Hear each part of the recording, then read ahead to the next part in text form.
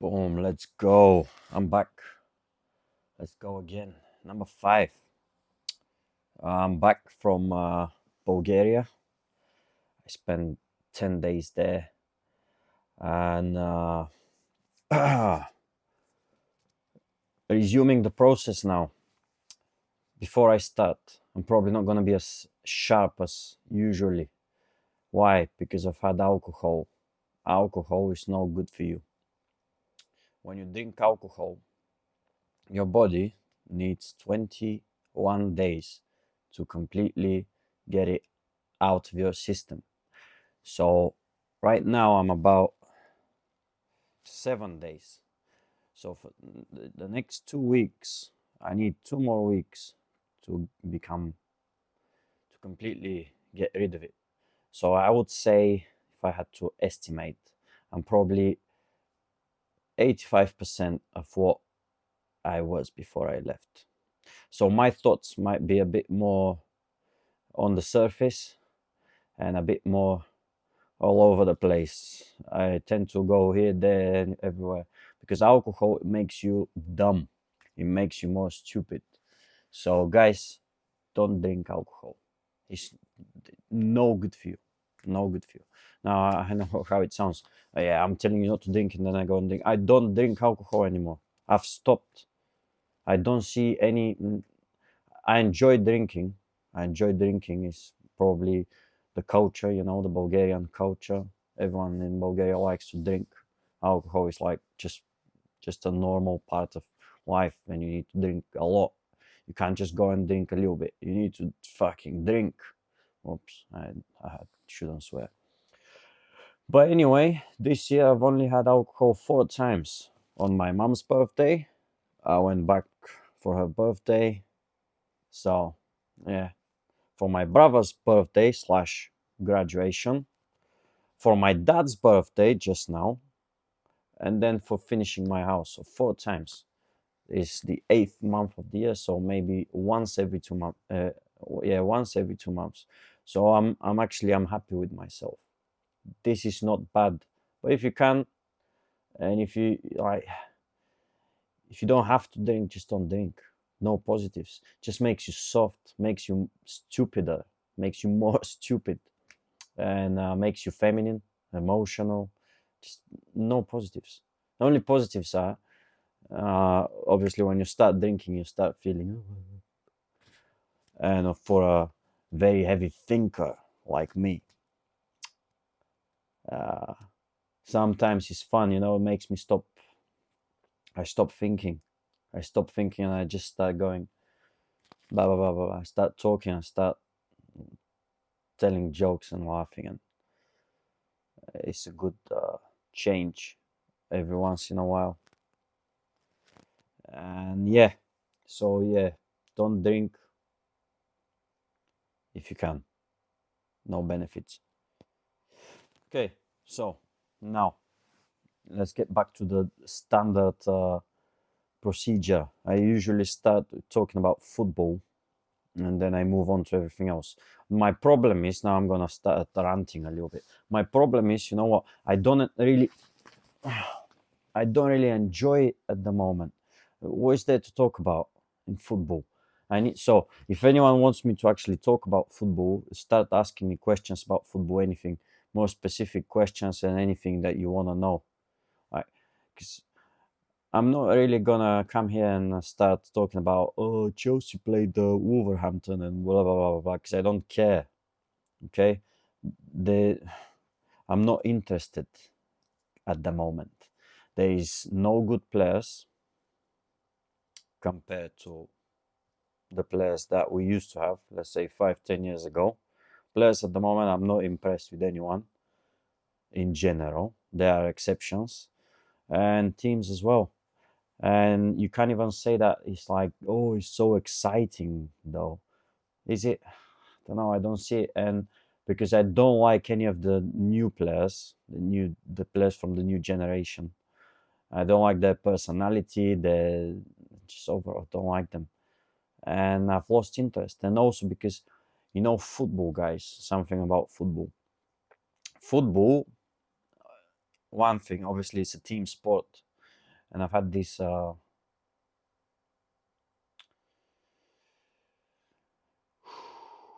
I can't think of the word, realization, okay, which was football was a team sport. You enjoy football with other people when playing, and you also, as a viewer, you enjoy football when you are with other people way more. Like, I cannot make myself go and watch the games and then I have no one to talk about them with. But at the same time, my problem is that I don't really want to talk about anyone, because I want to talk about the sport and something that was interesting to me. And other people, they just want to defend their favorite team, and just, yeah, they don't look at things objectively, and they don't look through the lenses of the sport and like excellence in the sport. They look at the game in terms of, oh, what is my team doing, and let's make fun of the other teams. And this is just in general just not that much fun for me anymore. And yeah, that's so I much more enjoy individual sports at the moment, and because you've got more of a story there, I can kind of get attached, I can get involved with someone's personality, character. There is a story, because at the end of the day, sports, as much as it's like sport, and you need to, and you're pursuing excellence in that sport and looking for new knowledge and blah blah, blah and getting better, it's also entertainment. And it's just, when it's not entertaining, that's half of it, pretty much. Because football is football. Football for 99% of people is just for entertainment. Okay, and then there is the 1% that is actually pursuing excellence in this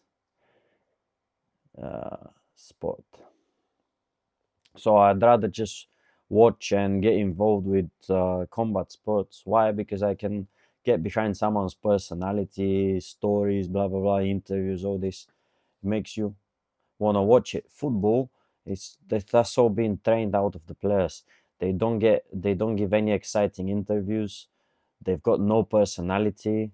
They're stupid, most of them. Not most, but yeah, you know what? Whatever. Most of them are stupid. I keep coming across like this guy Cole Palmer. He's like in my list of top 5 players that I cannot stand. He cannot get string 2 sentences. He cannot put 2 sentences together. Don't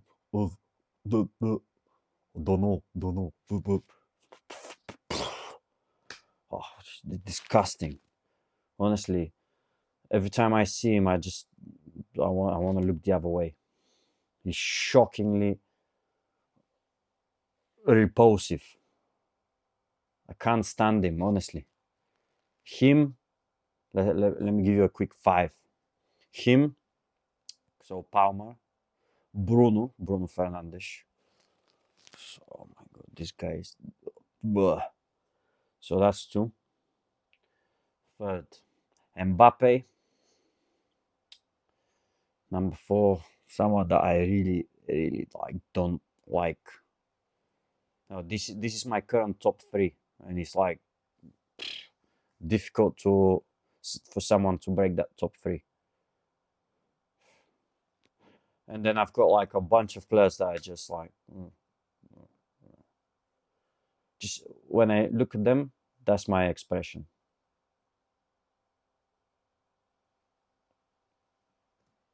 Yeah, that's it. So yeah, difficult to enjoy. But any questions about how to get better and all those things? And I'm usually quite good at my historical knowledge of the game is solid. Okay, I can probably give you a top 3 for the Ballon d'Or, just like that. Maybe for the, at least easily for the last 20 years, easily top 3 just for every year. Boom, boom, boom, boom, boom, boom, boom. So stuff like that. And then all the good players historically, I know quite a lot about them. Someday I might give like a top 20 players of all time list. I'm quite good at this. Okay, making lists. I might do it one day, but yeah, not gonna do it now. So anyway, yeah, football. I'm not really. It's just boring to watch, isn't it? Imagine if there was no Man City. What would anyone watch? There is literally nothing to see. Literally nothing to see apart from Man City. No good players. Just compare all teams now to what they used to be, let's say 10 years ago. Barca worse. Real Madrid worse. Yeah, they're worse. They're still okay, but they're worse. They're not what they used to be. Uh, Chelsea worse. Liverpool, same. Let's say a bit better. No, no, no, no, no. Worse.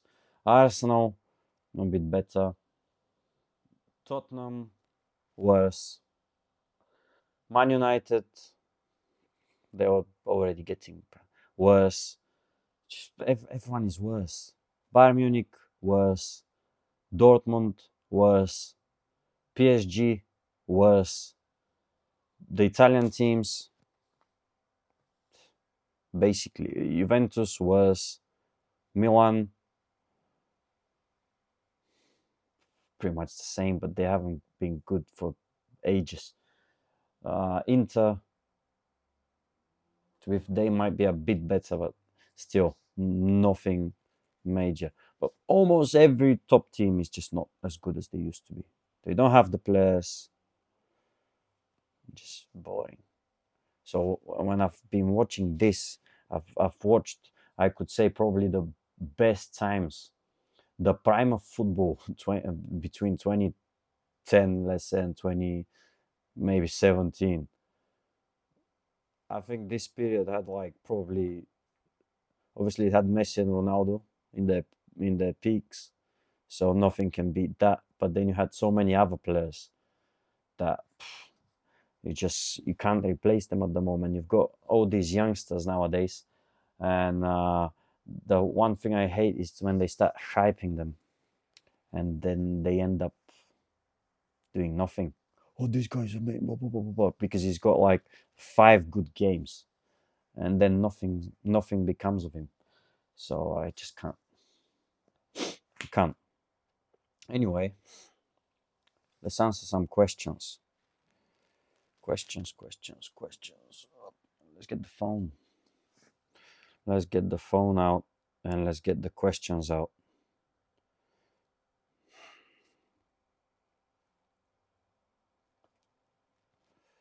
Da-da-da-da-da.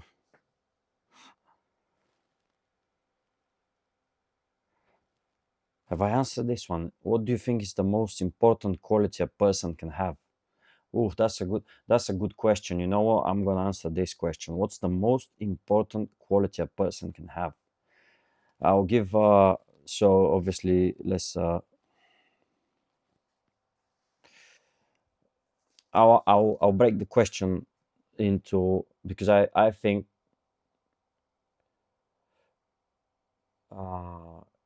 the most important quality for a man and for a woman is not the same, if you ask me, obviously. I would say for a woman, uh, I'm not expert on qualities of women. If you're about, so I'm not gonna go into detail. So what I'm gonna say, if you're a woman, the most important quality is to be probably caring or something like caring. Yeah, caring. Yeah, or and humble.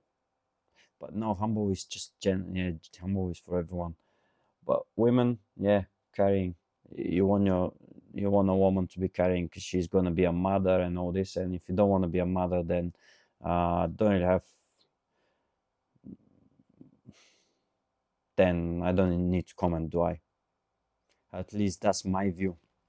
If I was listen, if so, I only say that if I was a woman, I would nothing, I would want nothing more than to have a nice family and to be a mother.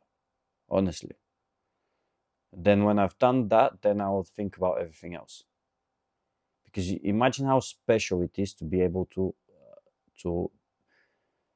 to give birth to to a human, to a to a child. So that's cool in my eyes. I would want to have a lot of children.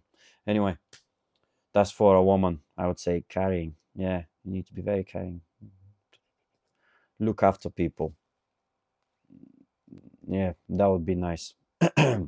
For a man, most important quality is discipline. If you don't have discipline, to be fair, nowadays, obviously I'm not judgmental, but I uh, I analyze a lot of stuff. I analyze people. I analyze myself, and I've been thinking about these qualities and let's call them virtues for a long time. What do I value the highest? And I've gone through different phases. I've valued, I don't know, a lot of people value money very highly. Like, just think about how many people are happy to receive advice from someone who is successful. By successful, of course, that means has a lot of money. Uh, yeah, so a lot of people value money very highly. I'm getting lost in my thoughts now. That's the alcohol. I'm not a sharp. I'm just going off topic, and I normally I don't forget where I started from. Now I completely forgot. Anyway, then I'm gonna watch the video back, and I'm gonna be like, Jesus Christ, how did I forget where I started from?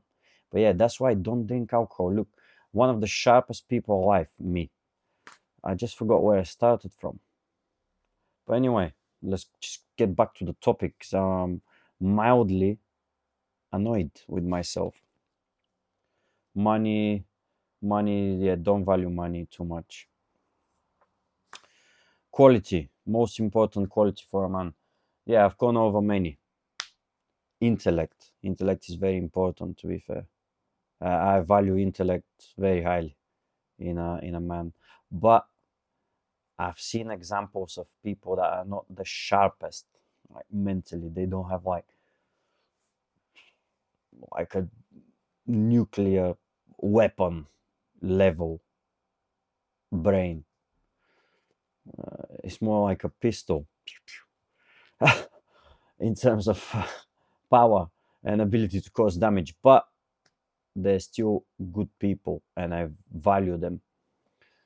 So intellect is not the most important. I would say for a man, the most important is discipline. Okay, if you don't have discipline, you're nothing to me. Yeah, honestly, I don't think I'm ever gonna change my mind. So, someone that has no discipline, I really look down on them. I I don't even care who it is.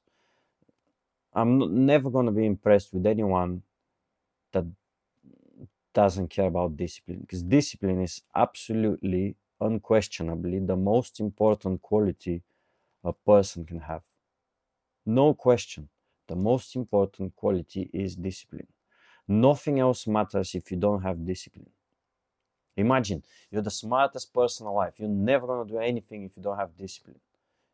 Let's say, okay, you're not the smartest. Let's say you have the best idea of all time. You're not gonna make it happen unless you have the discipline to wake up every day and to keep putting in the work to get to where you wanna get to. Anything that you wanna do is gonna require discipline, and eventually, you're either gonna uh, eventually you're just gonna fall back to the level of your discipline. If you had very strong discipline, then you most likely you're gonna get many things done. You're gonna do something. You're gonna achieve something. If anything, let's say nothing goes your way, or all the external factors that play a role in like where you end up in life, they go against you, but you still have discipline, and then at the end of the day, When people look at your life, they're gonna be able to say, this guy's got he's got just a iron discipline of iron steel. So it's still something. It's going to maybe motivate someone else to be more disciplined. But discipline is very difficult to see, and I really look for it. And when I see someone that has even this much, I'm inspired. I'm like, ooh, nice. It just makes me wanna be better myself. So discipline, discipline, and it's not just discipline of like discipline of action is one thing. Wake up, do this, do that, do this, do that. Discipline of thought, that's like the highest level. Okay, if you're disciplined with how you think, and if you're disciplined with where your thoughts go, this is probably one of the biggest achievements one can get, in life, to enforce discipline in your thoughts to a point where if you don't want to think about something, you just boom, you don't think about it. Can you imagine? Can you imagine knowing how many people live in complete chaos when it comes to their mind? Just they think about this, then 3 seconds later they think about that, and then da da da da da da. And obviously, for a lot of people, you just look at them and it reflects on the. You can see how it reflects on their lives, because you can't keep your thoughts still and just go in a straight line, and then because you can't do that, because you're constantly going left right, you're all over the place mentally with your thoughts. You have got no discipline, you can't keep them under control. You just go boom boom here, there. Then you end up doing nothing, because you just end up doing nothing. It's like you have a day off, and you're like, okay, you know what, in a moment of clarity before that day off, you're like, I'm gonna, when I have the day off, I'm gonna do this that, and then you just wake up and you're on your phone and you see this, and then you pick your nose for a bit, and all of a sudden it's 1 o'clock, then all of a sudden it's 5 o'clock, and then all of a sudden it's 9 o'clock, and you did nothing because you couldn't keep your thoughts under control. You lost the battle. You woke up and you just couldn't stick to whatever you decided earlier. That's discipline of thought. This reflects on your actions, of course. See, obviously you can call that procrastination, but what is procrastination? You just cannot follow through with your original thoughts, or you can't follow through on your previous thoughts and decisions, if that makes sense. Discipline. I'll get a tattoo of discipline on my forehead. I'll walk on stage and I'll just go, discipline. When I look at people, they're gonna be fucking reading discipline. Discipline is the most important. No one is worth anything if they don't have discipline. That's the thing I value the most in any person ever, is discipline. That's how I judge people. When I judge people, and I really do, I look at, are you a disciplined person? If the answer is no, I'm probably not gonna say anything, but in my head I'm gonna be thinking, I'm superior. Honestly, this sounds bad. Maybe I'm not the best person ever, but that's how it works. That's how it works. We all have the choice. You want to be disciplined or not. You don't need to be handsome or intelligent or anything to be disciplined. You just need to want it, and you need to put in the work, because it's a daily effort. It's every day. Okay, it's every day. If from tomorrow I stopped doing the things I do, and I just start living in a different way. That discipline that I've built up, it's not gonna stay with me. It's gonna disappear. It's like money. I'm just gonna spend it, and then I'm gonna have nothing. That's why it's so important, because every day you need to work to keep it. Otherwise, it goes away. That's why it's so valuable, because it's so difficult to for you to keep and maintain. That's what makes it beautiful. It's absolutely beautiful when you see a man of strong will and discipline, in my opinion. Moving on.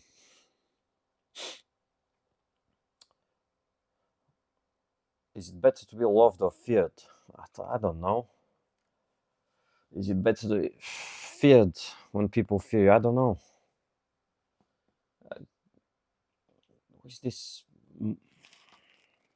Depends who you ask. Like, if you ask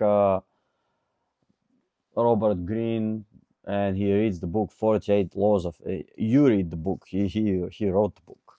And if you read the book 48 Laws of Power, you may think, oh yeah, I got it. It's better to be feared. But in reality, like, unless you are planning to become the king of a certain country or something like this, it's better to be loved in general. Okay, because love, a lot of good things come out of love. So I'm gonna be nice and short. I don't want to go into it because I'm just gonna be, yeah, I'm just gonna be talking nonsense and whatever comes to my mind, and I don't want to do it. So it's better to be loved. Good things come out of love. Yeah, but it's good, a bit of both. It's good to have something that people can fear, but you've got it under control. You can control it, but people know, hey, we shouldn't fucking do this to that guy because he's a bit, it might not end up, this whole thing might not end up well for us if we do that. So maybe a little bit, yeah, it's good in general, but it's a toxic feeling. Your ego just fucking starts going, "Ooh, hey, I'm swearing too much. That's the alcohol. Sorry, apologies." Let's move on next.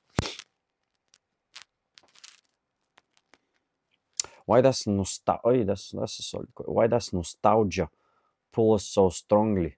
Is it a longing for the past or a dissatisfaction with the present?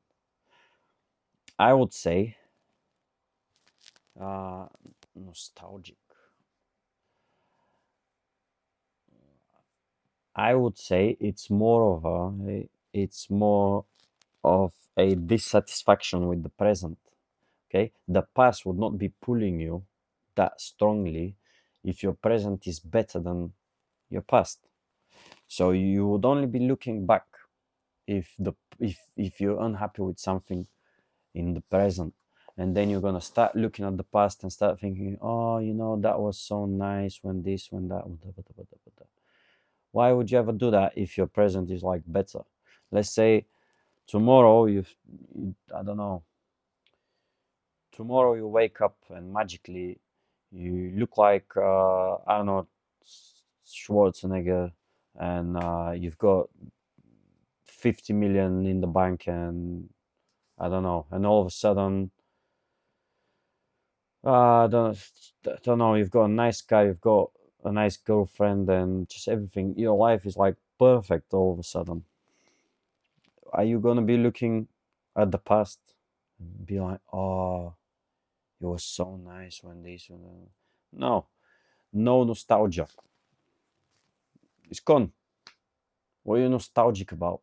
So I even think if you look at the definition, what is the definition of nostalgia? Let's read. Let's read it. I'll find it for you. Nostalgia.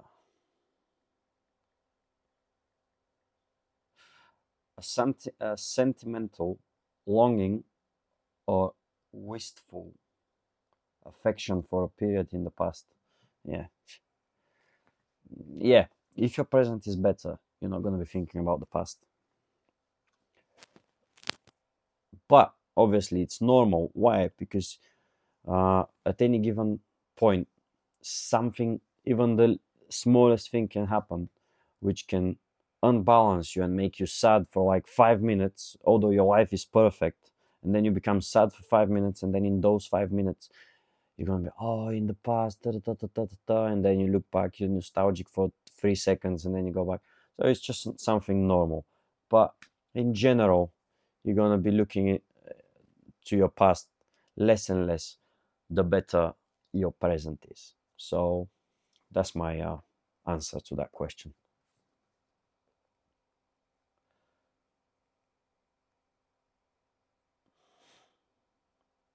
The past.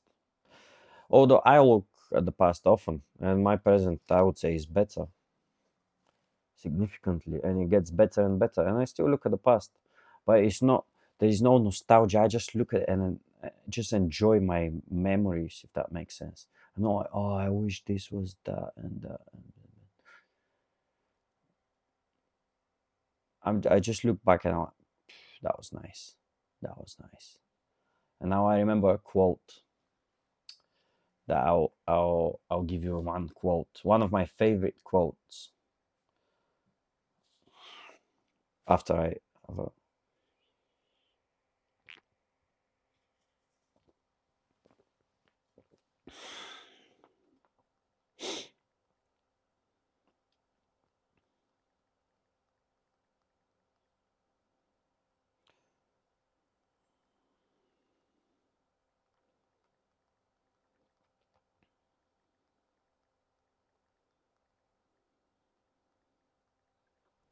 let's see if I find it.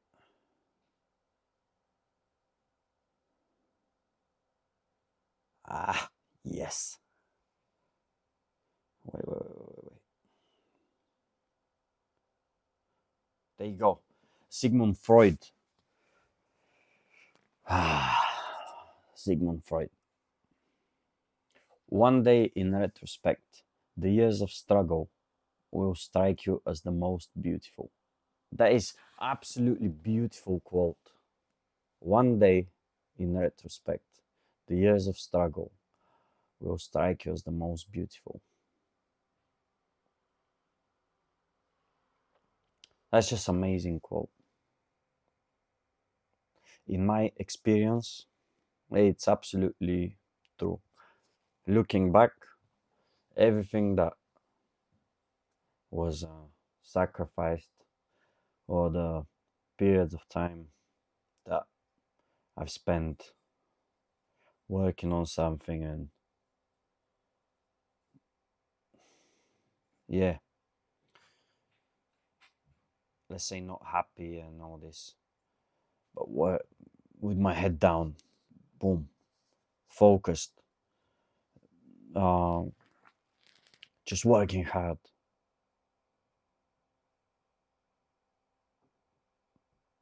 I really, just remembering those days gives me an amazing sense of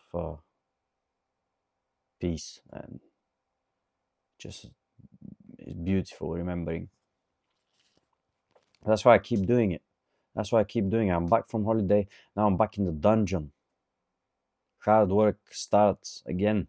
It's not that it stopped 10 days. Definitely pulls you back though. Pulls you back, makes you a bit softer. You don't want to get soft. So now I'm going into the next long period of time, which is going to be consisting of a lot of struggle. Like I'm going on a mental journey again for the next couple of months, 3 months, or whatever it is. And then I know now I'm not going to enjoy it. I'm not going to enjoy it. I'm going to put myself through it. And then looking back, I'll be like, yeah, I did that. I put myself through this. I was a badass. This is how I look back on all those periods of like continuous struggle that I put myself. And obviously, as time passes, the older I get, I've started putting myself more and more into those situations, and then I can look back on them and I'm like, ooh. And it just motivates me to be even better, to do even more, and blah blah blah blah blah. Why? Because it gives you confidence in your ability to actually to put yourself in those situations and to pull through. Like, I'm solid. Look at this. It's just a, yeah, it's evidence of your strength, and it's nice having that feeling of strength. Is not many better feelings, knowing that whatever comes, you're ready and you can take it. And it's like training for stuff like that. When you put yourself into these unpleasant conditions by yourself, I do it to myself, and it's like uh, it's like you're practicing, and then hey, I've put in the work. I'm ready. Whatever comes, I'm ready, and you can feel that you're strong. You don't care. I don't care what comes my way, because I'm ready. That's a good feeling. No fear. No fear. That's a good feeling. Living no fear, with no fear. But again, this is like discipline. You stop, and it starts going away. So I can't really, as much as for some of those things, I talk as if I'm like I'm at the top of the mountain. I've done it all. Yes, I'm all knowing and all powerful. I am at this moment of time. But if tomorrow something happens and I stop doing whatever I'm doing, I'm going back to the bottom. And I understand that.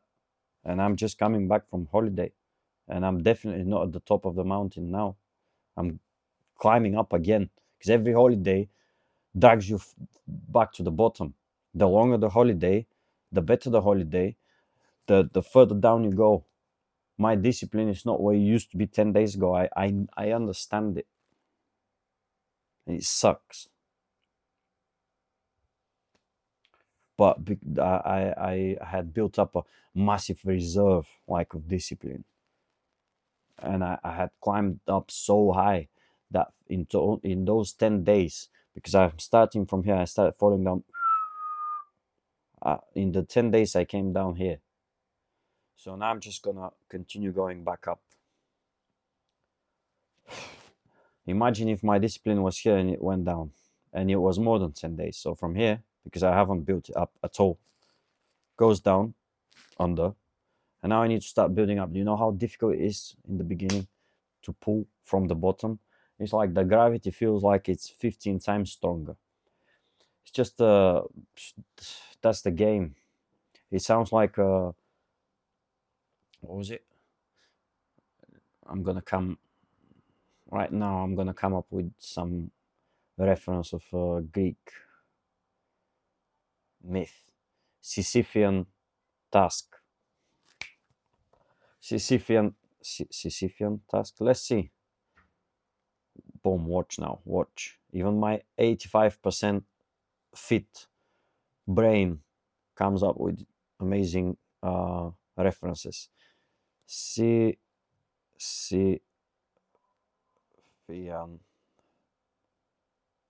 task. Watch. Sisyphus was the blah blah blah blah blah. What is a Sisyphean task? A task that can never be completed. Boom. You know why? Because this guy Sisyphus, he was very smart, so he pissed off the gods, and they punished him to push up a rock, to push a rock up the up up a hill, basically. And just as he's about to get to the top, that rock, that boulder, it's gonna boom, roll back all the way back to the bottom, and he needs to go back and start pushing it again. So it feels like something that you can never complete, this discipline and mental toughness and all those things. Just every day, endless process, and it sucks, but you have to do it. I'm not making it sound very uh, attractive at the moment. Why? Why? Because I've got alcohol in my system, and alcohol makes you weaker. You'll see in 3 weeks when I talk about the same thing. I'm going to be talking about it with much more fire, much more strength coming from me. I'm going to be very motivated to suffer. At the moment, I'm not. My motivation is not at its peak. It's like 50%, but I already know internally. I know I'm going to do it. I already know. I don't have a choice. I have to do what I have to do. I have to put myself through the process again between now and Christmas. And I will. Whether I'm motivated or not, it doesn't matter. The decision has been made. So I just need to follow through. Because if I don't, the price that I need to pay for not doing what I know that I have to do is going to be much higher than the price that I'm going to be paying in terms of discomfort and pain every day between now and whenever. So if I want to sleep well at night, I need to do it. Otherwise, I'm going to be going to bed knowing I could have done what I had to and I didn't. And the pain that that brings is not something that I'm willing to endure. And yeah, Jesus Christ. We went rapidly. We jumped into a black hole. Let's move on. Next question.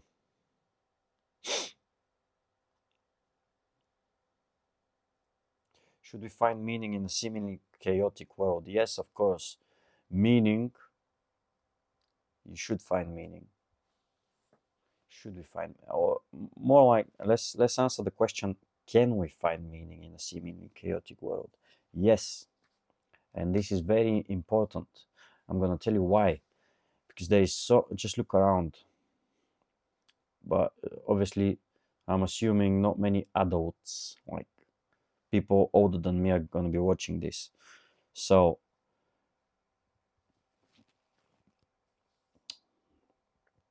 look around, look at all the adults, let's say 40 plus. Look at them. How many of them wake up with a sense of and move with a sense of purpose? They're motivated, they're like happy, energized. And how many of them are just wake up, they're slow, they're unhappy, the smallest things, the tiniest things make them unhappy, make them annoyed, they're very jumpy, short-tempered. Just think about it. And how many of them are like, you look at them and you're like, wow, I want to be like this guy when I grow up. It's a tiny percentage that actually, when you look at them and you're like, I'm going to be like that when I'm older. Very tiny. Because a lot of people, they chase the wrong things for the majority of their lives, and then they end up being like 40 or 50. Again, I'm talking about as if I'm 80-year-old philosopher with a lot of wisdom. I'm not. I'm younger than those people, but I've read so many books, and I've been thinking about those things for such a long time that I feel justified talking about it. So if you don't like it at the end of the day, don't listen. What I can guarantee is it's never going to happen to me. Can you imagine me waking up being, oh my God, never going to happen to me, because I move with a sense of purpose. I will never do anything just for money or just for something else that is meaningless. Everything I do. That's why I've chosen to do what I do. I could have chosen to go and pursue a different profession. become like a doctor or something like this. Doctor, dentist, or architect, engineer. I'm not saying all these jobs are not like important. They are, but just think about the percentage of people that pick those professions. Why do they pick it? Why do they pick them? They don't pick them because they had this vision of themselves. Yeah, I'm gonna be saving lives. Yes. What percentage of people that decide to become a doctor pick it because I want to save lives? That's what I want to do. I have this vision and like sense of purpose. I'm gonna tell you what, like 1%. The rest they just go, yeah, doctor, yeah, that's a nice profession, a lot of money, blah blah blah blah blah. That's why they do it. Okay, so I would never do anything like that. Again, I'm not saying I'm not trying to say anything against doctors in general. It's nice, doctor, nice profession. I'm just talking about the motivation for most people. And people, when they go and think about what they're gonna do in their lives, they think about money first. They don't think about the important thing, which is what do I want to be, who do I want to be, and what do I want to do. They think about what makes a lot of money, and then based on that answer, then they start, then they fill in the rest, which I don't see as the right answer. And for most people that go that way, they're chasing money. They look for whoever brings money, and then you're like 40 and you've got a little bit of money, you've got enough, and you're comfortable, and then you start looking into the abyss of like, where is the what are we doing? What is the meaning of that whole thing? Why am I doing what I'm doing? And that's the so-called midlife crisis. Why? Because wrong motivation in the beginning. But the problem is you cannot undo the last 30 years of your life, or 25. And it's very difficult to be like 50 and to say, I regret my choices. Can you imagine? It's going to feel like your life is like no good anymore if you actually say those things. So people just start rejecting that thought, although it might be real. But I don't want to. That's a tough thing to talk about, because I know a lot of people that are like that, and everyone knows a lot of people that are like that. But you just didn't think enough when you were supposed to think, which is early, unfortunately. And because in general, just people look up to the wrong examples and value money too highly, and they just end up chasing money, which is boring to me. I'm not saying, obviously, I've said it before, money is important, but it's just chasing money is boring. Why? So I can do what I want. So what? Well, I don't know about anyone else, but like people that say, I want to do whatever I want. Okay, go do it without me. I want to do something that is going to have a positive impact on people.